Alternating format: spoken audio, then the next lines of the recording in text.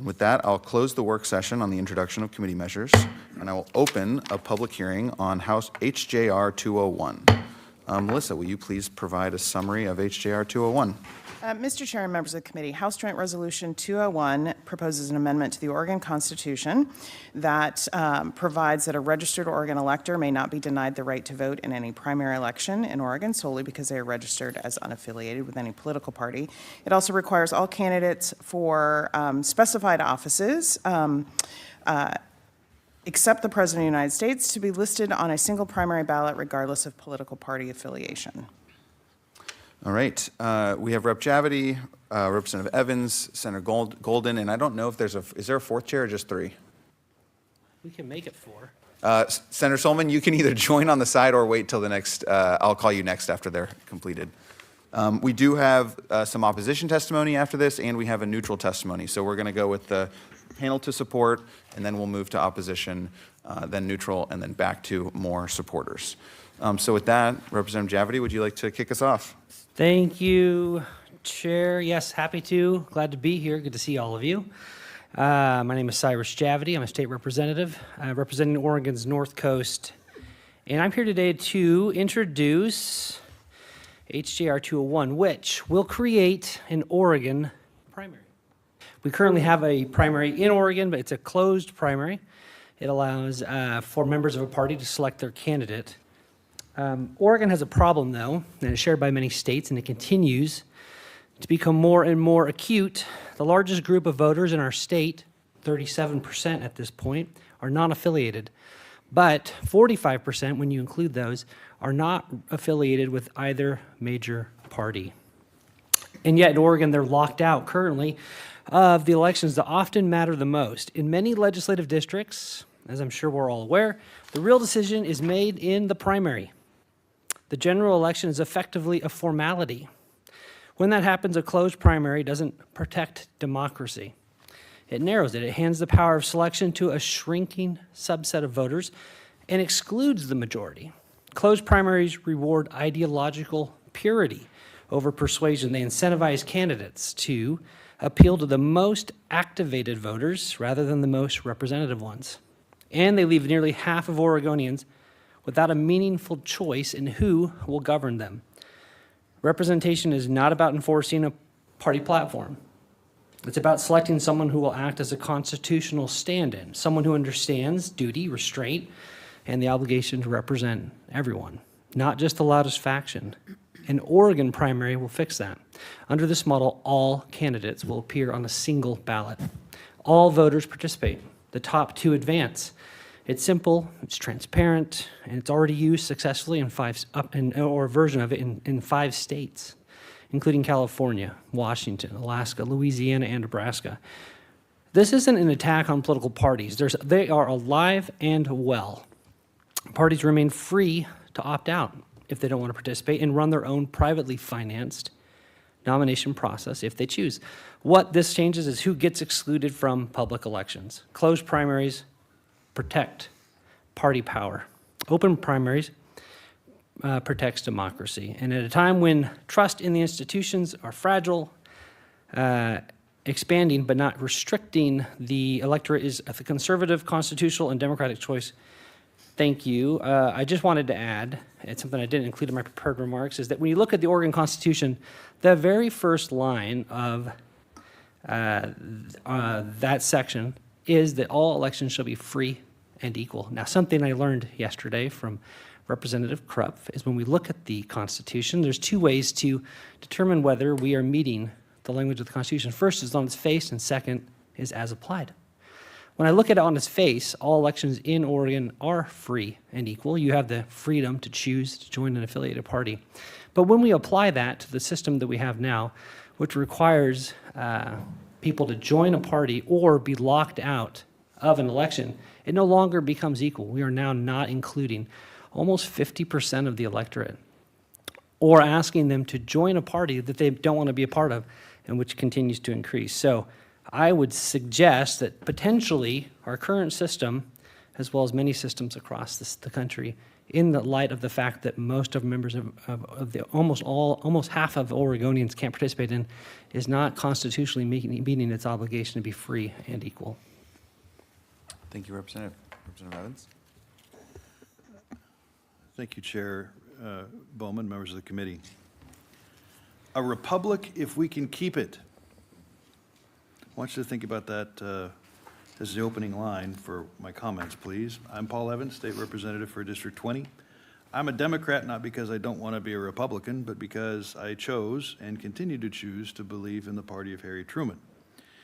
However, more and more Oregonians are choosing not to be a member of either party. It's not that they're stupid and don't know. They're choosing not to join a party. I'm here today because I'm supposed to be the color commentary on this particular issue. So far, so good. This particular. Is the brains, the senators are the big brains, I'm the comedy. We have a situation right now where we are living in a world where the biggest scandal, the unforgivable sin in politics, is saying the quiet part out loud, saying the truth, self-evident truths.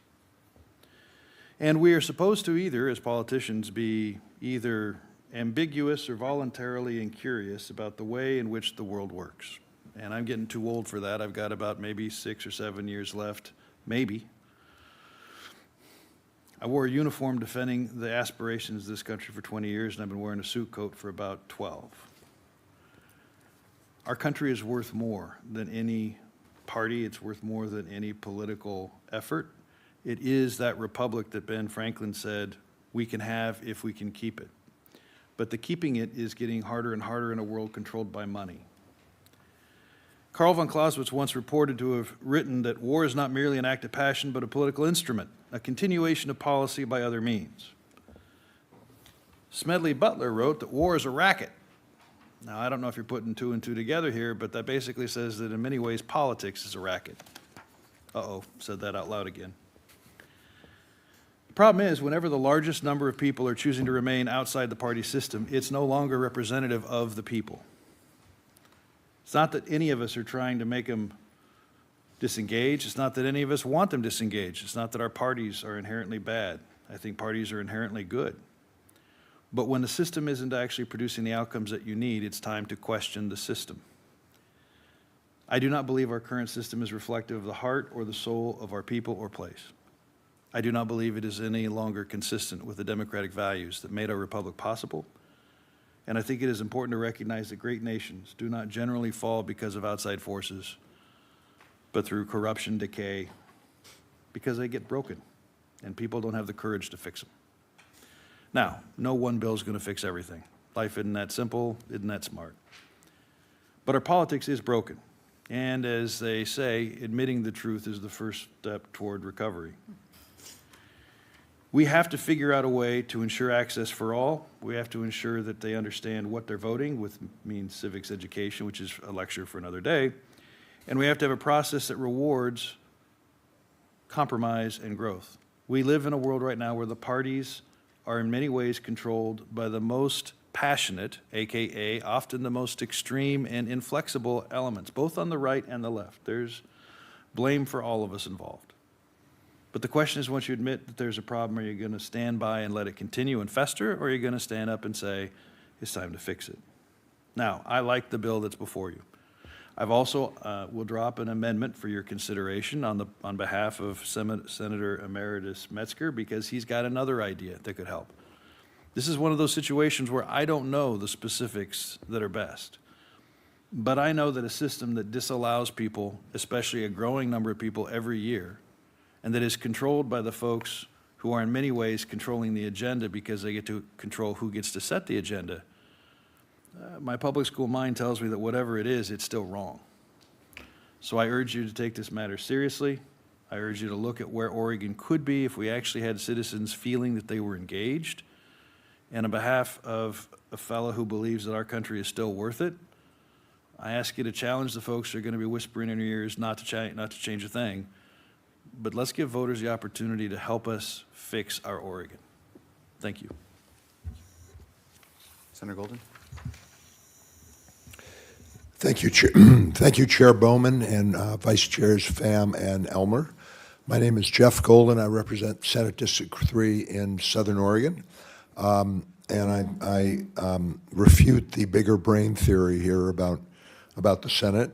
I wanted to make a very few remarks in support of HJR 201 with regard to its impact on the attitude of Oregonians towards all that we do here in politics. I know I'm not the only person in the chamber here who is approached probably more and more by constituents who are puzzled and sometimes quite angry that they can't vote for candidates in our primary elections every other year. As Representative Javity pointed out, those are frequently the decisive elections in our races. So that's fairly complete disenfranchisement.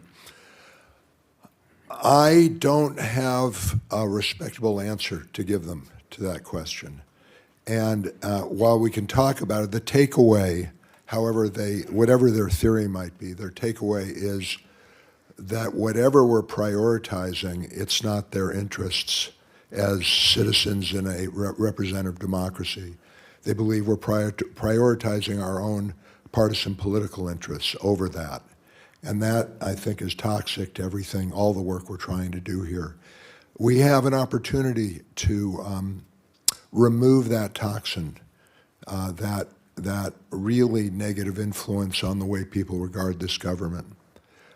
By putting this measure before the voters, I think it's well designed among the open primary proposals I've seen over the years, and I urge your support for the measure and your offering of the opportunity to vote on it by the Oregon people. Thank you. Thank you, Senator. Senator Sollman. Chair Bowman, vice chairs and members of the committee, for the record, I'm Janine Sollman. I am the state senator for Senate District 15, proudly representing Forest Grove, Cornelius, Hillsborough, and the Rock Creek area of western Washington County. I am before you because I think this is a very common sense approach to allowing Oregonians to have more of a voice in their elections. This bill at HJR 201 is about fair representation. It is about more accountability, making sure that we are addressing the growing number of non-affiliated voters and decreasing polarization. I will tell you that we did a sample in a district in Washington County. There are over 19,000 non-affiliated voters, 12,000 registered Democrats, 9,000 registered Republicans, and then other parties. I think this is an interesting snapshot as we look, and I've heard from my colleagues about the growing number of non-affiliated voters. And it's not, as my colleagues have said, it's not because they don't care.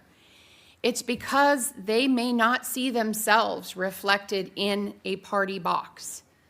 They may not see themselves as a Democrat or a Republican, but they see themselves as an Oregonian that wants to have equal access to the selection of who represents them in state government.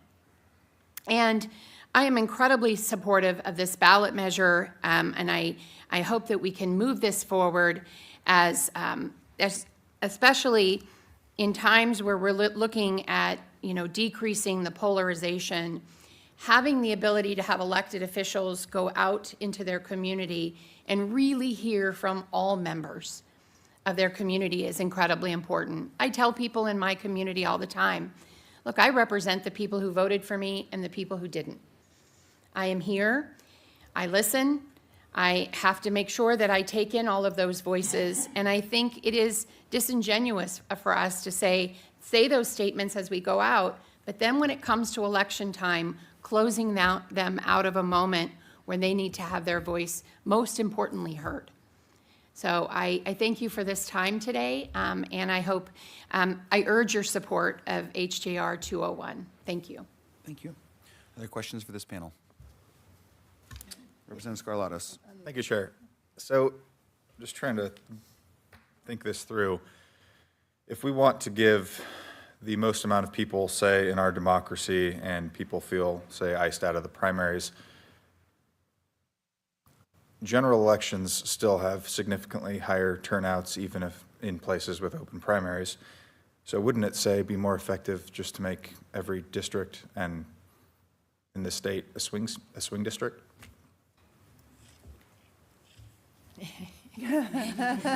Speaking of two swings on both sides. Representative Scarlatos, Really that's a awesome. We have fine all four of idea. us swing And districts.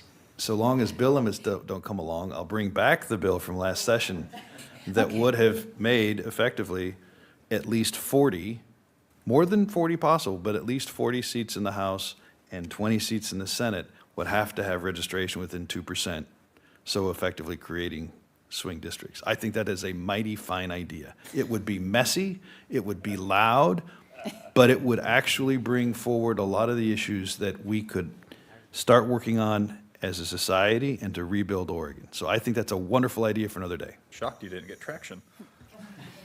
Can I make a comment? Can I make a comment to that? Oh, please, Senator Sollman, and then Thank you, Representative Chair Graber. Bowman and Representative Scarlatos. I think what's important here is that we should be aspiring to having strong elections in our primary, in our general. So the idea that we have more of a turnout in general, I think could also be reflective of the fact that there are many people that are locked out and do not have a voice within the primaries, so they do sit out that moment. And so I think that the wider the opportunity for people to really take a selection in the whole process, I think is incredibly important, and I think this addresses that. Representative Graber. Thank you, Chair Bowman. I do have a couple questions. One of them might be technical, so feel free to phone a friend. So one of the things I love about Oregon is we have motor voter registration. I think it brings so many people in. So in states without the motor voter registration, do you have the same proportion of unaffiliated voters?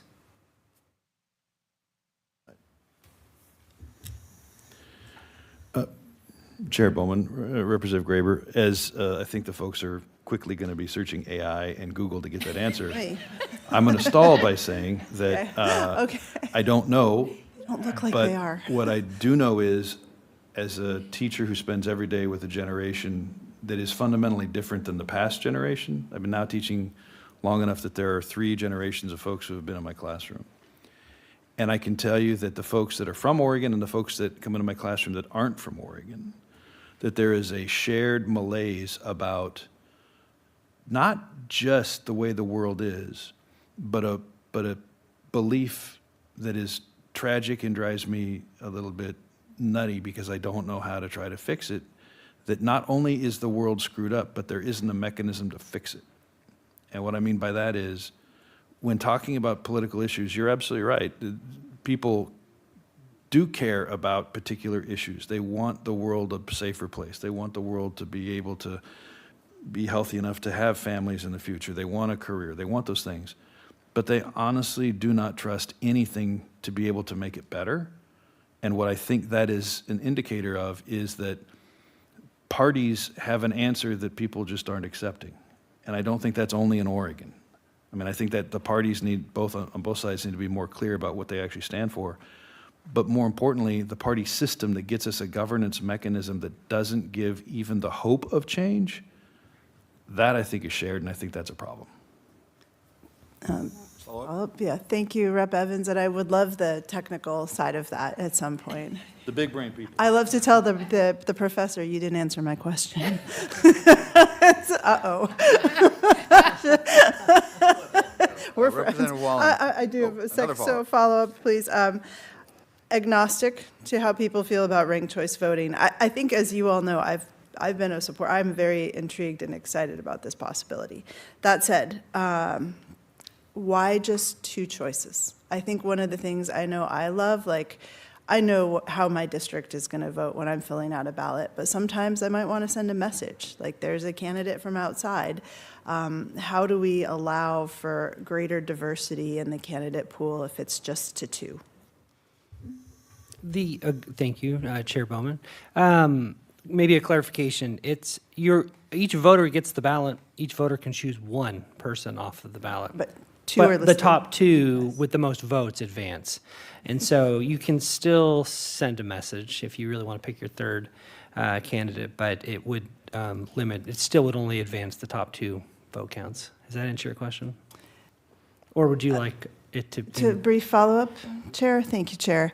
I really don't want to get into a debate about ranked choice voting, but I think, having more than 2 would be my preference, but I'm open to hearing more about it. I think I'm just open, but I'm just throwing that out there as something that somebody. Chair Bowman, Representative Graber, I can't speak for anybody but me, and sometimes not even that well. But what I can tell you is that I'm here today because I believe the function of an open primary needs to happen. The mechanics of it, I'm open to negotiation. Senator Metzger has an idea that's a little different than this. It's not opposed to this. It's a little more flexible than this that could perhaps provide a path to that. I just know that there is a problem.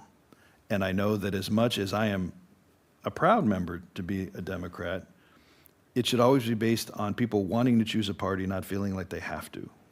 And we have to have a party that actually works hard to bring people in voluntarily.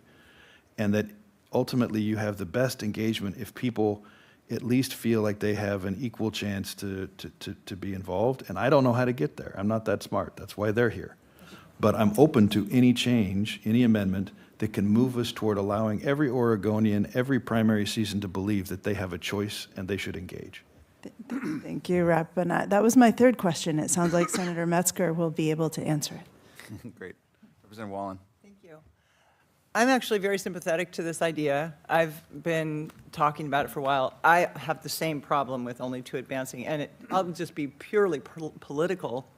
It's very likely, it happens in California and Washington, that the 2 who advance are from one party. So that is my problem with only 2 advancing. So in order to even consider supporting this, I would have to have more than 2 advance. And I also love Representative Evans's idea of the redistricting. I'll go one further, just while we're just spitballing here, nonpartisan altogether.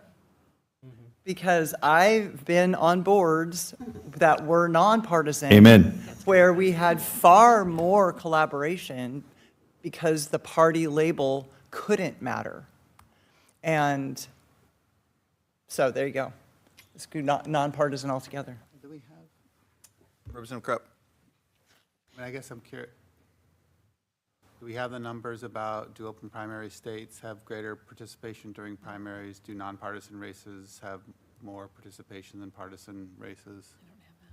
We have those numbers. We do have the numbers. I don't have them with me, but the other experts, the bigger brains, the even bigger brains. Laney will be testifying in just a moment, so we'll get some. Bowman, if I could kind of close this part. Sure. One of the things I think is important to remember is that the founders, who admittedly were not perfect and made a lot of mistakes, but were smart enough to know they needed a system that could be improved, they didn't want factions. The Federalist Papers are very clear. They didn't want parties. And the second thing is not just not having parties, but not having parties have control of the mechanisms. So if we're wondering why it feels awkward and weird, it's because that really wasn't the intentions. I'm going to ask a question before I let this panel go. It's actually quite aligned to Rep. Graber and Rep. Wallen's question. I do have that same concern. I've seen some of those results in California where in an attempt to enfranchise more voters, you give a general election choice that only is a shade of difference between the two, which I think also disenfranchises voters in a specific way. And to maybe Representative Evans' point, there's a ton of different ways you can design an open primary. Phil Kiesling talks about the thick envelope primary. I don't know if you've heard about this, where you send non-affiliated voters multiple different ballots and they get to pick which one. Why do we like this design better than the alternative designs? And is there openness? I know there's openness from Representative Evans, but from Rep. Javity and others to alternative designs. Absolutely open to alternative designs. I think what's important is, and why this one, there are lots out there. This is one that's working in a few states. It's it has been challenged legally and still survived. And so I think there's some stability in that. But I would say, to comments have been said, I think directionally, what we're looking for here is a more open process that's fair and equal. The last time that the parties represented the majority of voters was in the 1950s and 60s. That's also pre-civil rights. There's a lot of things that have changed since then. Back then it was a smoke-filled room, top party bosses picking who was going to be the candidate. That fell apart in the late 60s, early 70s. We went to a more open process. But even then, we still had a majority of voters still aligning with parties. Now we see the trend. It's going in the opposite direction. It's not too much further in the future when it'll be more than 50% are non-affiliated, and we'll still have the same system. So I think this is what other states are seeing, the writing on the wall, which is how do we enfranchise in a fair way that gives everybody an opportunity to select who will represent them. And it's not just when it's an open seat. Maybe somebody goes to the legislature and decides to take a few votes on things that don't align with their party's ideology, but is overwhelmingly popular in their district. Yet they still have to go through a primary system where they're going to be met by voters who are upset that it's not party purity. So the whole thing tends to silo us rather than hold us accountable to the majority of the people that we represent. And I think we need to seriously challenge the idea that representation means, hey, you are my party representative, therefore I expect you to do whatever my party says, rather than what's in the best interest of the district, or on a broader scale, what's in the best interest of Oregon regardless of that. So definitely open to alternatives and ways to tweak this, and I think the experts will shine some more light on that. I think Chair Bowman, to answer your question, because I was sometimes not terribly clear, the reason it's this way is because it's the simplest thing we think could actually get to the voters and they would understand and pass, that couldn't be destroyed by money. The simple truth is money controls politics. And unfortunately, as a student of history, it is becoming more and more like Europe in the 16 and 1700s, where governments and politics were the playthings of the very wealthy, and the rest of the folks just supported the structure. Our revolution was a revolution of ideas, not just that science and faith could coexist, but also that you could expand the franchise and that people would be willing to take up the yoke of understanding government and making it better and possible for future generations, which really hadn't happened before our revolution. And unfortunately, we're now back at a place where if we make something too complex, it can be torn apart in the media and through moneyed campaigns by, quite frankly, both sides, perhaps even in collusion, because the current system is predictable. I'm open, I know most of us are open to any good idea that the public actually gets a fair chance to understand and would work. And I believe this particular plan is, again, it's simple, it's tried in other states, it's better than what we have. Is it perfect? Probably not. What I think needs to happen is the reason a ballot measure that the voters either get to initiate or that we send to them like this, the voters putting a marker down saying we are going to have open primaries, figure out how to make it work, I think would actually be the best system. But right now, the current politics make it very difficult to do that, and I believe that that's why it's in this form.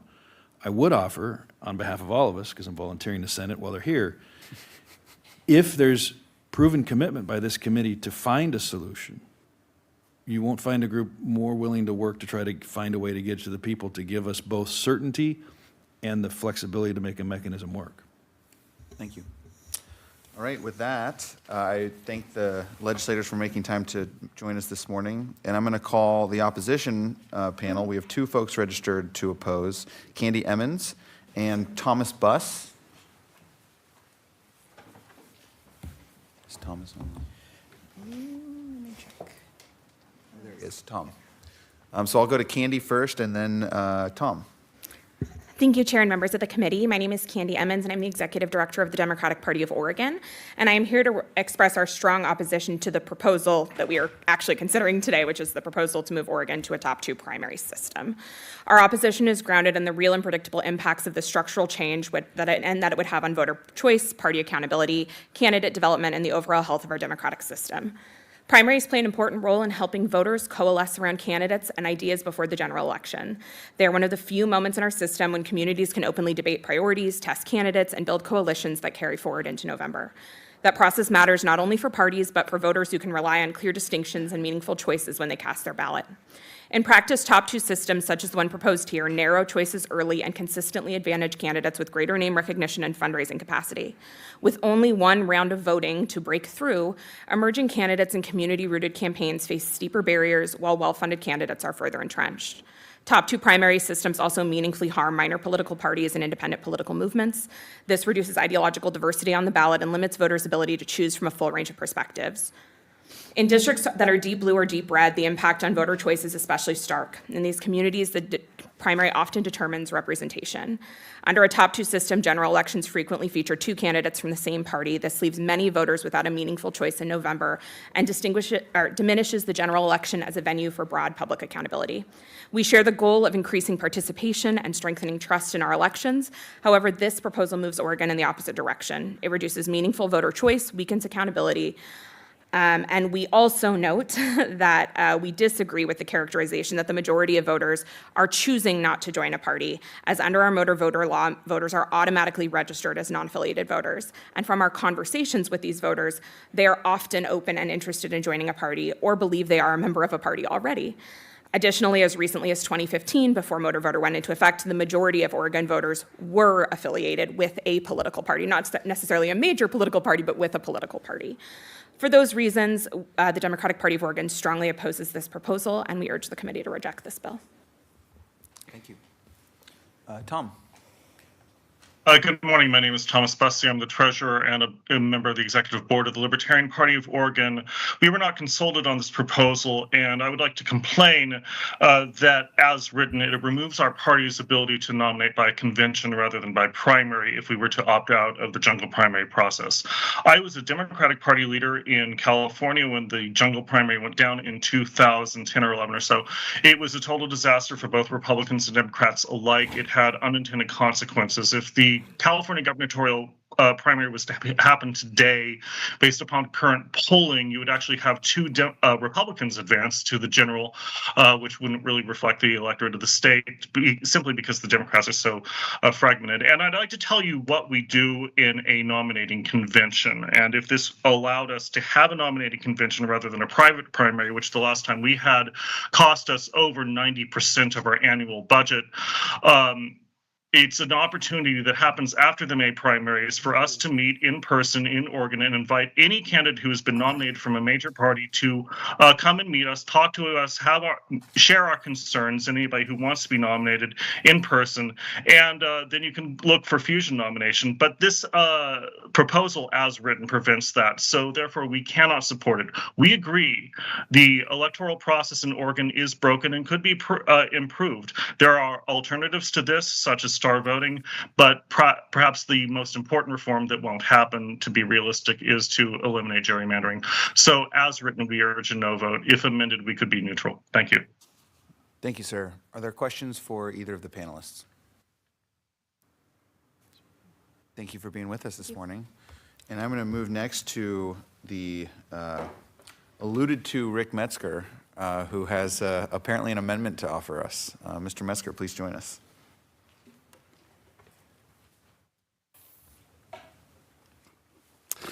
Thank you, Chair Bowman, members of the committee. I'm Rick Metzger. I live here in Salem, and I'm here today representing myself. First of all, I want to commend everyone who has brought this forward, because they're obviously very sincere about it. I've always wanted a more inclusive primary ever since I was a kid. It's been interesting to watch over the years how this has developed in other states. There are a number of other states, as you know, that have, quote, an open primary. But it's illustrative that it wasn't the primary party people that made that happen. It was always the people who took control to change that. And this is an opportunity to do that. While supporting this idea of open primary, I have a different phrase for it in my mind. I call it an inclusion primary. We need to move to an inclusion primary as opposed to the word open primary. Right now, Oregon, like many other states, we operate an exclusion primary. parties are allowed to determine who gets to vote in the primary election. Right now, they exclude people who are unaffiliated with a party. HJR 201 has a tendency to kind of do that in reverse, not intentionally. And I'm not going to take a lot of your time to go into all the details, although if you'd like to ask the question, I can explain why that is. But I realize it's not intentional. Representative Skarlotis, to your point about districts being, would be great if we had more, close districts. So just as a little history lesson, since I was a history major too, is from statehood, up until the early 1950s, all 30 Senate districts and all 60 House districts were not as they are today. They were assigned multiple counties. So, for example, you would, Polk, Lynn, and Marion County would have 5 representatives, and you ran in Polk, Marion, and Lynn County to be one of those representatives. It was only then later where the party started narrowing down and redistricting and going by party affiliation to try and change that dynamic. It would be interesting to go back to that again, wouldn't it, if you were running in, say, Clackamas and Deschutes County or something together. Constitutional amendment, what we're talking about today. Constitutional amendments should set principles and fencing and kind of leave the coloring inside to the legislature. Constitutional amendments should define what the rights of the public are that cannot be infringed. And what happens, we get really enthusiastic about putting something in our Constitution which is bigger than the Bible unless it's valuable. And you put so much detail in them that they can't be altered, but when looked at by opponents, they can point out the flaws. And even people who might be supportive then get confused. And when they're confused, they vote no. So I would implore you to think about this constitutional amendment as the framework of what can't be infringed. And then the enabling legislation where you have hearings and testimony and kind of look at all the specifics of how you might want to implement that would be the way to go about that. I have Amendment -1. I don't know if it's in your amendment category yet. I uploaded it to the testimony part, so it's there under my name if you want to see it. And it has 4 basic principles. It's a gut and stuff of the bill, same principle, but trying to just have the fence work rather than some of the specifics. Section 1 basically says that the state primary election may not be owned or conducted by private political parties. It's owned and conducted by the people of the state on behalf of and for all the people of the state. That's Section 1.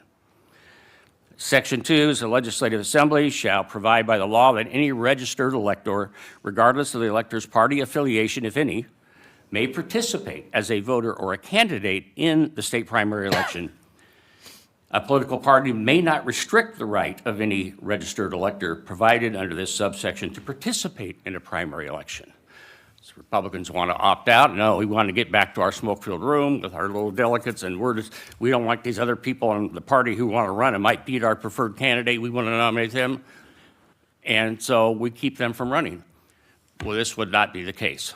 You could still run in the state primary election. The third principle of the bill, Section 3, is the legislative assembly shall provide by law that each candidate who is qualified to appear on the ballot is listed solely by the candidate's name. A candidate must be permitted to include the candidate's affiliation with a political party, if any endorsements of a political party with any statement submitted by the candidate for purposes of being included in the informational packet, a voter pamphlet, and published by the state. That's also different than HJR 201. The state should not be a tool to let parties put their thumb on the election of a candidate, by placing gold stars by somebody's name and eliminating the opportunity for them to say who they are elsewhere. And then the fourth provision, Section 4, is the legislative assembly, this gets to your point, Representative, shall provide by law the number of candidates who receive the highest number of votes at a primary election that may appear on the ballot for the general election. Maybe it is 2. Maybe it's 3. Maybe it's 4. I don't know. If you have 19 people running that ran in the Republican gubernatorial primary in 2022, let's say, I think the winner had 22%. Let's say you have a primary where you have a lot of candidates and the highest one is 13, 11, or whatever. You might have a different idea of how many should go to the general election ballot. And there are a lot of ways. You could say 3, you could say 4, you could say any candidate who had more than 20% of the vote gets to go to the general. I mean, but again, that shouldn't be in the Constitution. Let the legislature figure out how many of those people advance. So those are just the 4 basic principles. Enabling legislation, then, legislature would be required to write the coloring in between all of that. But what it would do is ensure that every registered voter gets to run, who is qualified, and gets to vote in a primary election. Regardless of what private parties may do, they cannot involuntarily take you out of the opportunity to run or vote in the primary.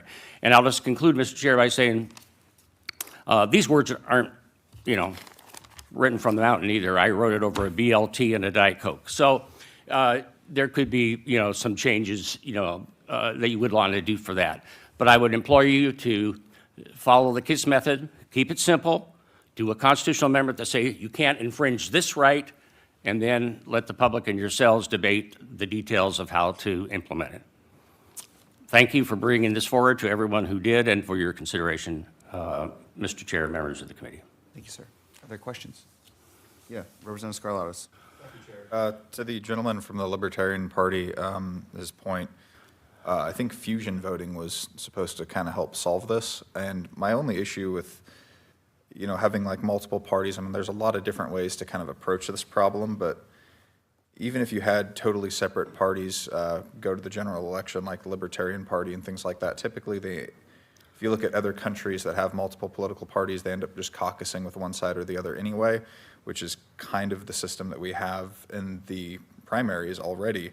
So I kind of agree with the spirit of what you're trying to do. I just don't know if this bill itself kind of nails it down quite perfectly yet, but I appreciate what you're trying to do, and I wish you the best if we can find a system that actually works, but I know that's a problem.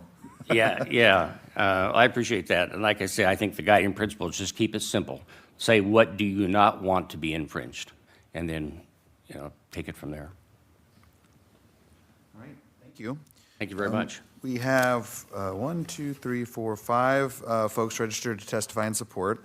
I'm going to call Laney Block-Wilker, I'll call Jordan Baxter, and Preston Mann, and then we will move to remote testimony.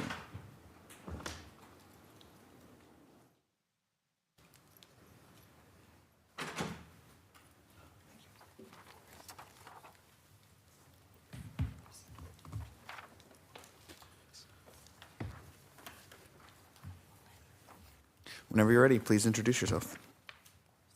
Thank you, Chair Bowman, Vice Chairs, members of the committee. My name is Laney Block-Wilker. I'm an attorney. I am co-founder of the Voter Fairness Coalition. I was actually involved in drafting the Voters Fairness Act, which is IP 55, and HJR 201 is modeled after that. We drafted it with co-chief petitioners, former Governor Kulongoski, Andrew Kaza, co-chair of the Independent Party of Oregon, and former state rep Sherry Helt, and a multi-partisan coalition for fair representation, including Veterans for All Voters and others who are signed up to testify. All voters should be able to vote in taxpayer-funded primary elections that decide our state's most important representatives. Non-affiliated voters are 37% of our electorate. They outnumber Democrats or Republicans and are the fastest growing group in the state. They are the largest voting bloc in 21 of Oregon's 36 counties, so that's 58% of our counties, and 5 of 6 U.S. congressional districts. I also worked on independent redistricting, Rep. Scarlatos. Oregon's largest group of voters should have a voice in choosing our leaders. Oregon needs open primary reform now because a small percentage of voters are deciding choices for the general election, so elected officials are not accountable to most voters. This is fueling polarization and extremism in Oregon and nationally. There were questions about how open primaries boost voter turnout, and we do have good data on that. It submitted research online, but there is research from the Bipartisan Policy Center, Princeton Electoral Innovation Lab, Unite America, and other respected sources that opening the primary to non-affiliated voters is the most impactful reform to increase turnout. It's Bipartisan Policy Center, I think, found more than 12% by allowing nows. But that is submitted online for your review. In terms of who is disenfranchised by these closed primaries, the numbers are shocking. It's more than half of young voters under 35 are unaffiliated. And Rep. Graber, to your point, 83% of voter registrations in 2020 were unaffiliated. So this is the fastest growing group, and I know that Priscilla Moreno, who's the president, Associated Students of U of O, will speak to that. A lot of young people are, when they get their driver's license, are registered to vote. They don't want to have to join a party that doesn't align with their values to vote, so they are consciously opting out. It's 59% of veterans are independent or unaffiliated, and Jordan Baxter of Veterans for All Voters will speak to that. 69% of Hispanic voters under 40 in Oregon are independent, and that's from Unite America. And Asian American voters are twice as likely to identify as purely independent. And the Chinese American Citizens Alliance, which is a 100-year-old civil rights group, has submitted testimony in support. Associated Students of University of Oregon, Veterans for All Voters, Independent Party of Oregon, Oregon Realtors Association, former Secretary of State Phil Kiesling, mayors, many cross-partisan business and civic leaders have joined our Voter Fairness Coalition. I want to address a couple of issues that came up. This is not a strict top two. It is a top 2 plus. Top 2 has been rejected by Oregon voters twice in 2008 and 2014, more than 2 to 1. The difference on this 2 plus is it allows candidates to get on the ballot via signatures, so it's another path. And any political party can opt out and nominate to the general election at its own expense. So the gentleman, the Libertarian Party, who talked about killing the minor parties, the Oregon Progressive Party and Independent Party of Oregon have endorsed this. They are already running nomination processes at their own expense. If the major parties want to opt out, they should be doing so on their own dime and not excluding our largest group of voters. It would be risky for the major parties to do this. In Colorado, they have this opt-out provision. The major parties have never exercised it. Again, it would be really risky to go back to that largest group of voters and ask for their vote in the general after you've excluded them. And if you look at Section 3B of the Voter Fairness Act, it talks about this opt-out. Any political party may decline to participate for all of the offices in a primary election and retain its authority to nominate candidates for any of those offices to the general election at its own expense and with processes that ensure the fair and open participation of all interested members of the party in making nominating decisions, and there has to be notice to the Secretary of State within 250 days. So in California and Washington, the top 2 did kill minor parties and options. And then I know, Rep. Scarlatos, you were interested in fusion voting, and that is a feature of this. There is an endorsement process, and I'm looking, this is in 4A. In Oregon, we do have semi-fusion voting, and a candidate can display up to 3 legitimate endorsements next to their name on the ballot. So you could win as a Democrat, independent, working families, Republican, independent, libertarian. And the value of that is, first of all, it's important information for the voters. The League of Women Voters has a lot of research. Those endorsements are important to them, and these are legitimate endorsements. You can't put a D or an R next to your name unless you earned it in a legitimate process. So it still gives, and I know the Democratic Party said, it still gives the parties, they get to protect their brand through this legitimate endorsement process. You can't hijack a party's label. I believe I covered, I'm happy to answer questions, but we respectfully urge you to support HJR 201 amended to mirror the language of IP 55 and send it to the Oregon voters. Before I go to Preston, Representative Graber has a question. Thank you, Chair, and I know we're tight on time. I probably should have asked the last panel, do you know why in the resolution before us, the presidential election was excluded? Yes, because it's a different animal. It's more of a delegates process as opposed to a typical election. Okay. So that was a conscious decision. Thank you. All right. Thank you very much. Preston. Chair Bowman, Vice Chairs Elmer and Pham, members of the House Committee on Rules. My name is Preston Mann. I'm the Vice President of External Affairs for Oregon Business and Industry. OBI supports HJR 201 because it would expand voter participation and create fairer, more representative elections. Today, as has been mentioned, more than 1 million non-affiliated voters are excluded from partisan primaries under our closed primary system, contributing to low primary turnout compared with general elections, which consistently rank among the highest voter turnout in the country. As has also been mentioned, in many districts, the primary effectively decides the election because general elections are often uncompetitive. This allows a small share of voters to effectively determine representation for the entire district, while thousands of non-affiliated voters have no meaningful voice. I do want to address a question Representative Graber asked earlier regarding non-affiliated status in other states. I don't have a good comparison for you, apples to apples, because our automatic voter registration system does create some nuances within this conversation. But in general, across the country, we are seeing a very significant realignment where people are leaving both parties and choosing either a non-affiliated or independent status. And in a situation like that, particularly in a closed primary system, not to be overly dramatic, but I think you run the risk of something that I would call a democracy doom loop, where candidates continue to cater to primary electorates that are a little bit more progressive or a little bit more conservative. You end up with representation that matches that. More people end up leaving the two parties, and the cycle continues. Opening primaries is a great way to head that off. Regarding the concern about candidates from the same party securing the top two positions, this is a really common concern with open primaries like the one proposed here today. I will say there are actually some benefits of that situation.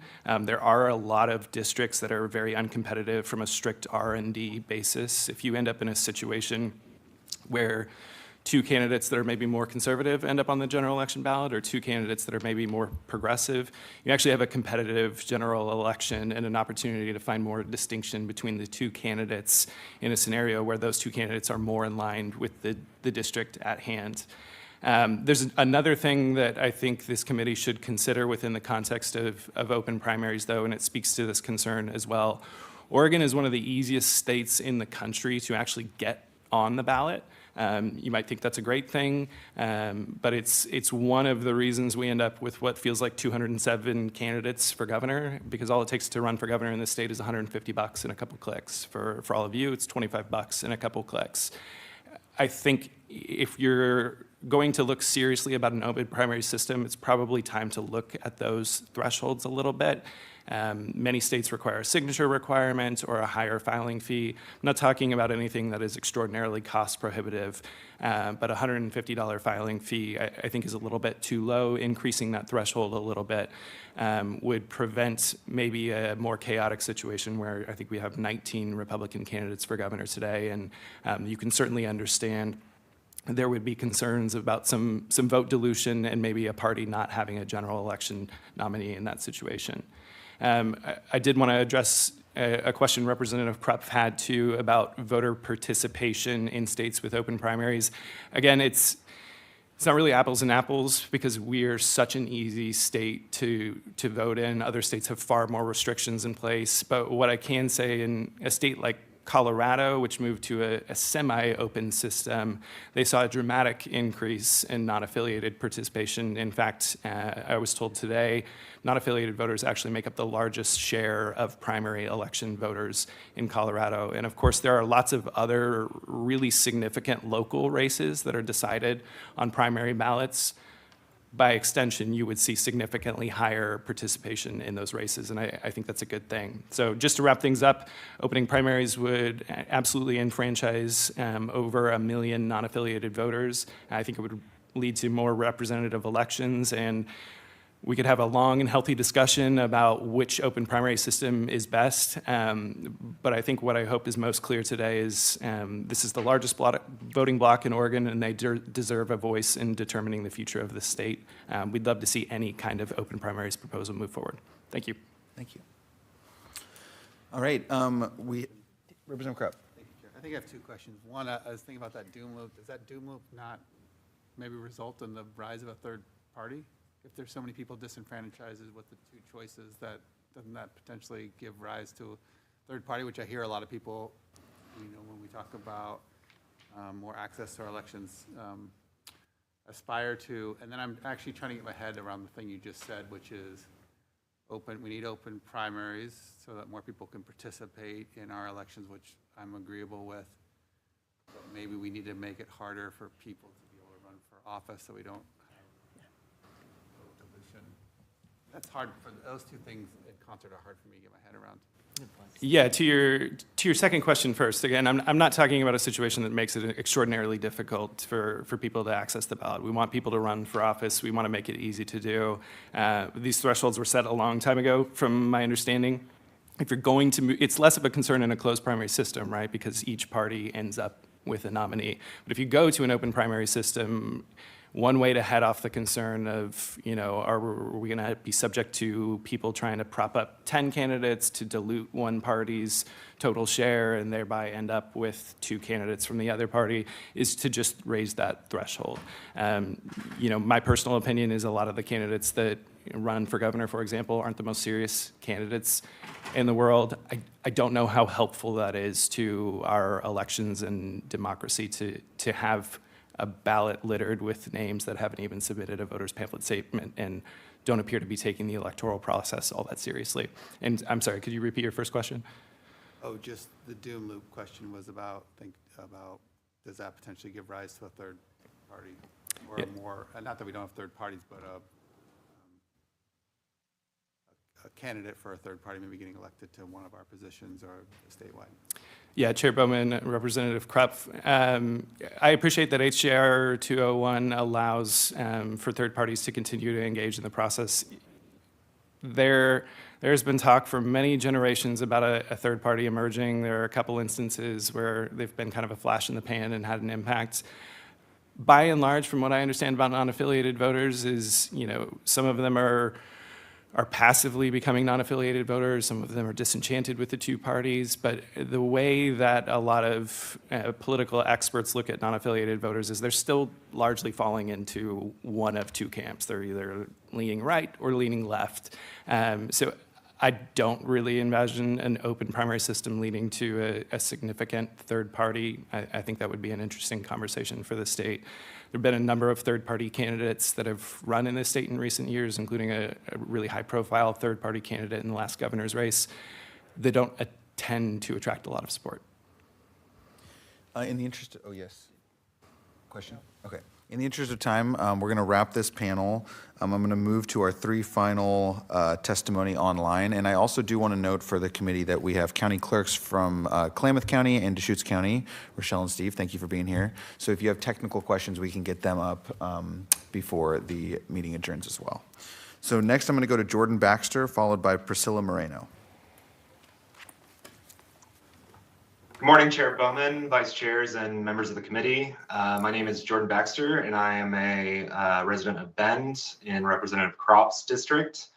I'm a lifelong Oregonian, a Navy veteran, and a volunteer lead with Veterans for All Voters. We're a nonpartisan nonprofit community of over 5,000 veterans and supporters from across the political spectrum, and our mission is to advocate for election innovations and ensure that fair representation and protect voting rights for all Americans, especially those who have served our country. I'm here today to express my strong support for Oregon HJR 201, amended to mirror the Voter Fairness Act, because all voters should be allowed to vote in taxpayer-funded primary elections that decide our state's most important representatives.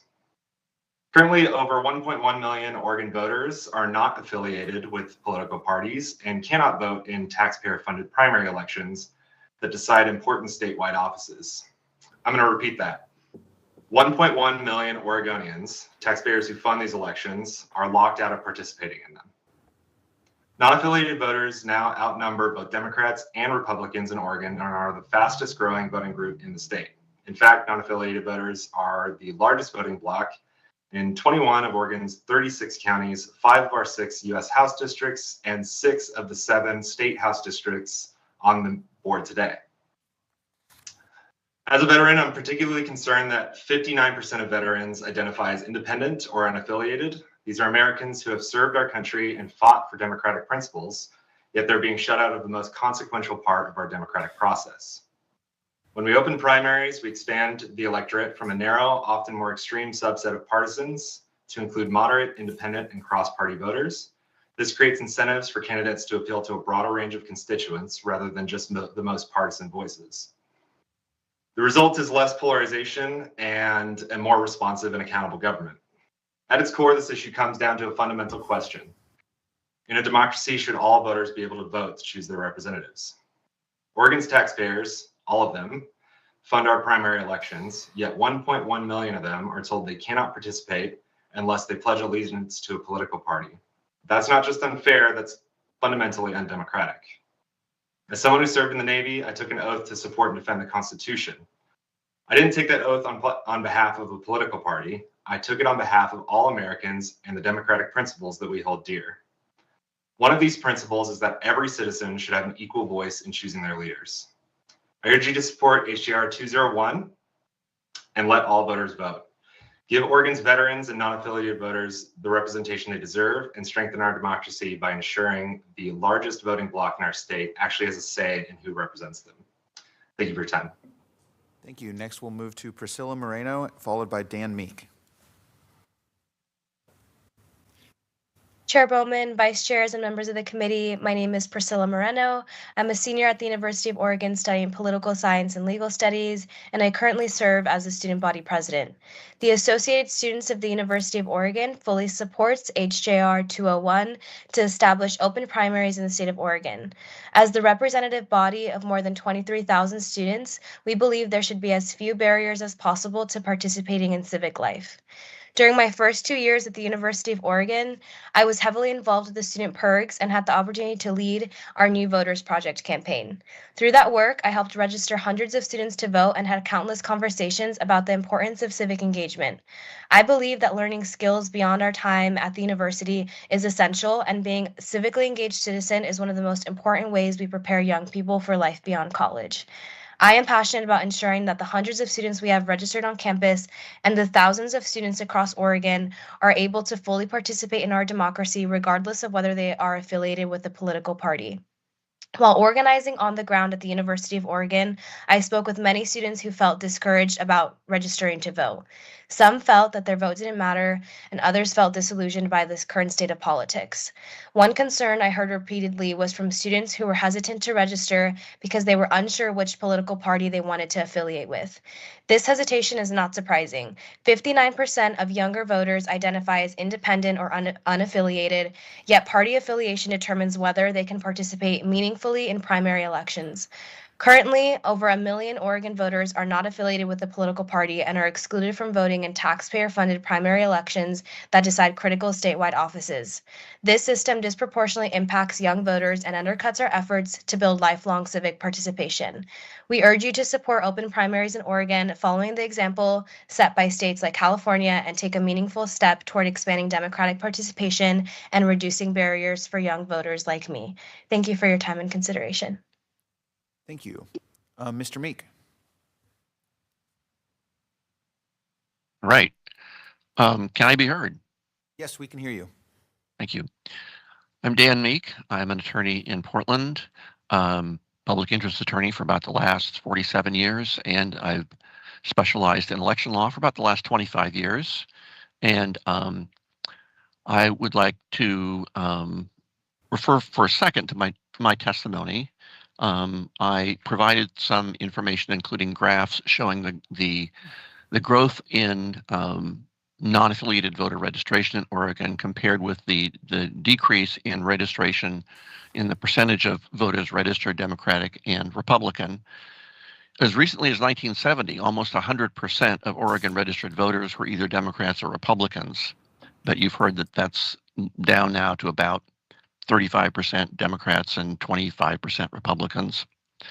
I've also provided in my testimony some data about the balance of party registration in various legislative districts to illustrate the importance of primary elections in Oregon, where those elections pretty much determine who gets to the legislature in many cases.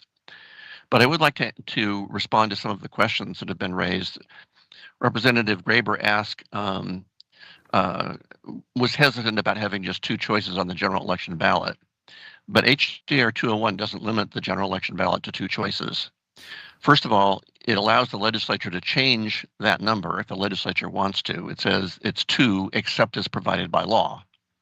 Also, it allows getting on the general election ballot by gathering voter signatures, again, a number determined by the legislature under the Constitution and current law now, and HJR 201 doesn't change that.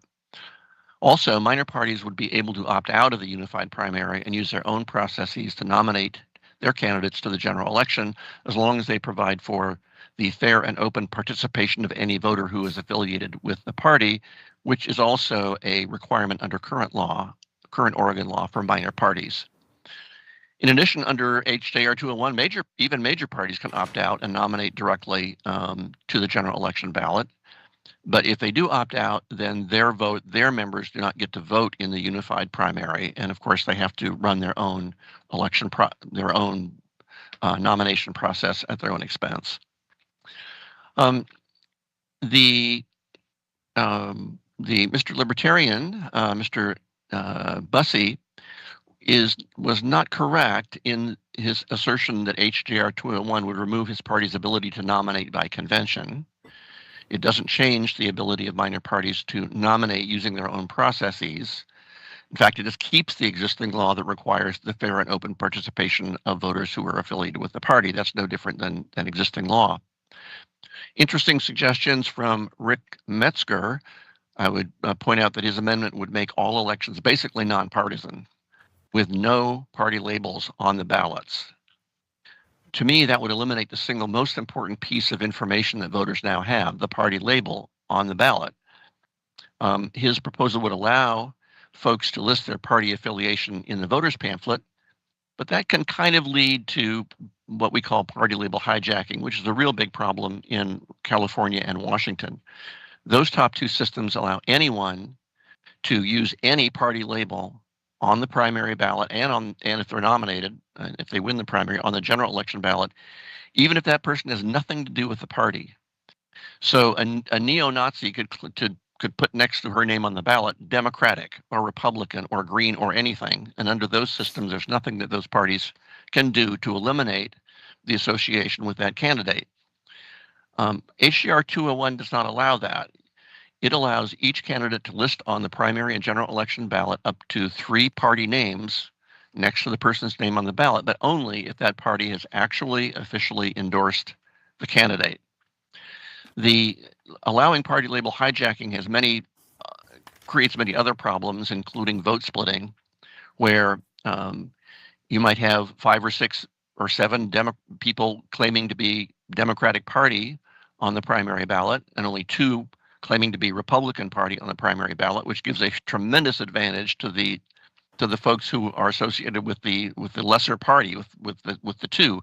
What's happened in California in several instances for legislative seats and even congressional seats is that even in a heavily Democratic district, 2 Republicans advance to the general election because the Democratic vote is split among too many candidates in the primary. So if you allow candidates only to list endorsements on the ballot that are official endorsements of the party, you won't have nearly as much vote splitting. And I'm available to answer any other questions that folks might have about this particular proposal. Thank you. Thank you, sir. We are over time, so I'm going to end us here and ask folks to follow up individually if they have questions with any of the folks who testified or our county clerks who are with us this morning. So with that, I will close the public hearing on HJR 201, and I will adjourn the meeting.